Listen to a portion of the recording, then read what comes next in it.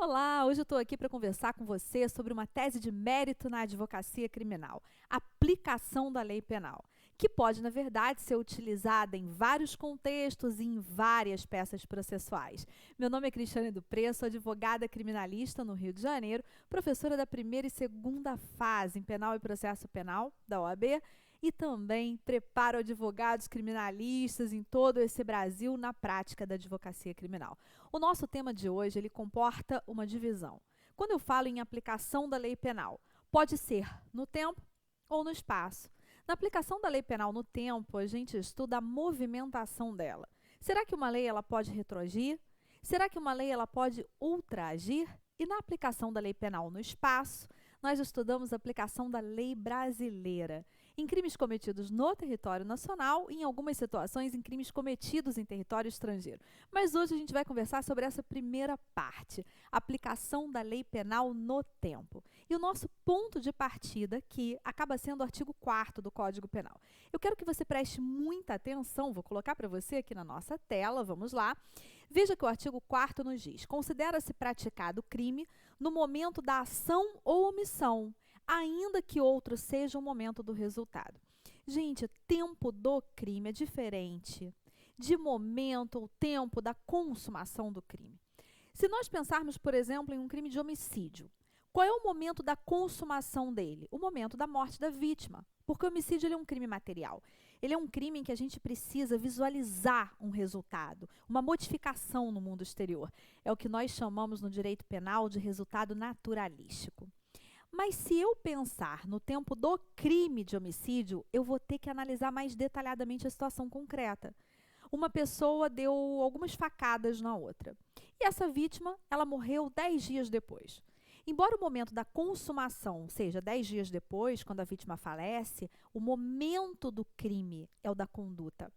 É o momento em que a pessoa desferiu as facadas, ou se ela atirou efetivamente na vítima, ou seja, o momento da ação ou omissão. Porque o artigo 4º do Código Penal, ele adota a chamada teoria da atividade. Por isso que ele vai dizer para a gente que considera-se praticado crime no momento da ação ou omissão, ainda que outro seja o momento do resultado. Isso tem relevância em várias situações. Isso tem relevância, por exemplo, se você quer saber se uma lei que entra em vigor depois da conduta pode ser aplicada. Essa lei que entra em vigor, ela pode ser aplicada a uma conduta que foi praticada na véspera, a uma conduta que foi praticada uma semana antes. E aí, para responder essa pergunta, eu esqueço o resultado. Eu tenho que olhar para o momento da ação, eu tenho que olhar para a atividade, eu tenho que olhar para o momento da conduta. E para eu saber se uma lei ela pode ser aplicada ou não, eu tenho que responder, na verdade, uma segunda pergunta. Eu tenho que analisar a natureza dessa lei. Eu tenho que olhar se essa lei ela é benéfica ou se ela é maléfica. Porque a diferença entre elas é muito grande. Em relação a se movimentar no tempo, a gente diz que a lei benéfica ela é uma lei extremamente dinâmica. Ela é uma lei dotada da chamada extra-atividade, que engloba dois movimentos. Engloba a retroatividade, que é a lei alcançar um fato praticado antes da sua vigência, e a ultraatividade.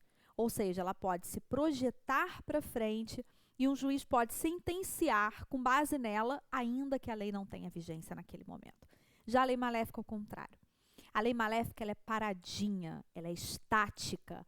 Ela é uma lei que não se movimenta, a princípio, para lugar nenhum. Para trás, ela não se movimenta nunca, porque a Constituição Federal proíbe. O artigo 5º, inciso 40 da Constituição, ele é muito claro, ele é muito direto. A lei penal não retroage, salvo para beneficiar o réu. Portanto, a maléfica não retroage em situação nenhuma. Olha comigo aqui esse quadrinho esquemático. Aplicação da lei penal no tempo. Quero saber se uma lei retroage, se ultraage. Preciso analisar o que? A natureza dessa lei. Essa lei ela é benéfica ou ela é uma lei maléfica? Se ela é uma lei benéfica, ela se movimenta, ela é dinâmica, ela é dotada de extra-atividade. Então, ela poderá retroagir, ela alcança um fato praticado antes da sua vigência, imagina, entra em vigor hoje, uma lei que descriminaliza uma conduta, ou uma lei que reduz a pena. Essa lei ela vai ser aplicada para alguém que praticou a conduta no mês passado, no ano passado? Sim, porque se ela é benéfica, ela vai retroagir. independente de por que ela seja benéfica. Ela pode ser benéfica porque ela abole o crime, hipótese em que nós teremos a chamada abolicio criminis. Ela pode ser benéfica porque ela traz uma causa de diminuição, porque ela muda a escala penal, faz com que a escala penal seja menos gravosa, e ela também será ultraativa. O que significa essa ultraatividade? Vamos imaginar que uma pessoa pratique uma conduta hoje. Amanhã entra em vigor uma nova lei. E nessa nova lei, a pena para essa conduta praticada é maior. O legislador, ao invés de uma pena máxima de 2 anos em um crime, passou a prever uma pena máxima de 3 anos em um crime. Essa lei, ela prejudica. Então, ela não pode retroagir. Embora ela seja a lei em vigor na data em que o juiz vai proferir a sentença. Quando o juiz for proferir a sentença, ele vai aplicar qual lei? Aquela que tinha vigência na data em que a conduta foi praticada. Portanto, aquela lei mais benéfica, que estava em vigor lá na data da conduta, ela vai se projetar para frente. Ela vai ultraagir para ser aplicada no momento em que ela não possui mais vigência. Ela vai ser aplicada no momento da sentença. Essa é a chamada ultraatividade. Ao contrário da lei maléfica. A lei maléfica, ela não retroage em situação nenhuma. Jamais uma lei que prejudica o réu em qualquer que seja a hipótese vai se aplicar uma conduta praticada antes da entrada em vigor dela. E, em regra, a lei maléfica ela também não vai ultraagir, a não ser que a gente esteja diante de uma situação do artigo 3º do Código Penal. Lei excepcional ou lei temporária. Então, se nós estivermos, por exemplo, numa situação de uma calamidade pública, até mesmo numa situação de pandemia, como a gente está vivenciando, se nós tivermos uma lei que traga um novo tipo penal, e esse novo tipo penal ele seja vigente enquanto durar a situação de pandemia, essa lei será uma lei o quê? Excepcional. E sendo uma lei excepcional, quando é que ela vai perder a vigência? Ela vai perder a vigência quando a situação terminar. Mas ela poderá ser aplicada depois. Ela poderá basear o quê? Uma denúncia posterior, um processo, uma sentença, desde que a conduta tenha sido praticada enquanto a lei estava vigente. É o artigo 3º do Código Penal que vai trazer essa previsão para a gente. Vou colocar aqui o artigo 3º na nossa tela para você poder olhar. Olha o que ele vai dizer. A lei excepcional ou temporária, embora decorrido o período de sua duração, ou cessadas as circunstâncias que a determinaram, aplica-se ao fato praticado durante a sua vigência. Se a pessoa pratica conduta hoje e a lei ela perde vigência amanhã, essa pessoa poderá ser denunciada, processada, sentenciada mesmo depois, porque ela praticou a conduta enquanto a lei estava em vigor.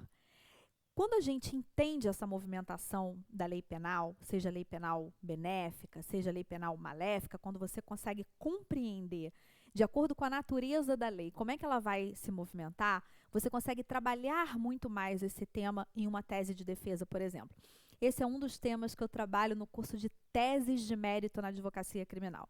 Hoje em dia eu tenho alguns cursos para advogados criminalistas, seja para aqueles que estão iniciando na advocacia criminal, para aqueles que querem iniciar na advocacia criminal. E um deles, que é o curso de prática na advocacia criminal, eu ensino toda a parte processual e também de investigação. Na verdade, desde a escolha do nicho até a efetiva atuação do advogado na fase de investigação, no processo penal, em nível recursal.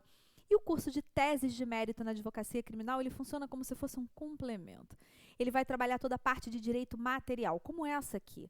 Quais são todas as teses de mérito que você tem no Código Penal, na parte geral, na parte especial, que vai servir para basear uma sustentação oral sua, ou que vai servir para que você trabalhe em uma peça de alegações finais por memoriais, ou em um recurso de apelação para atacar uma sentença criminal. E se você quer conhecer um pouquinho mais dos meus treinamentos online, eu vou deixar o link aqui, dependendo de onde você esteja me assistindo, vai estar. Se for no YouTube, abaixo do vídeo. Se você estiver me assistindo no IGTV, não deixa de me acompanhar também no YouTube. Eu sempre coloco no link que está na descrição do meu perfil no Instagram. Foi um prazer estar aqui com você. Espero que você tenha gostado da dica. Curta o vídeo, compartilhe e no YouTube ative as notificações para você receber os próximos avisos. Foi um prazer e até o próximo.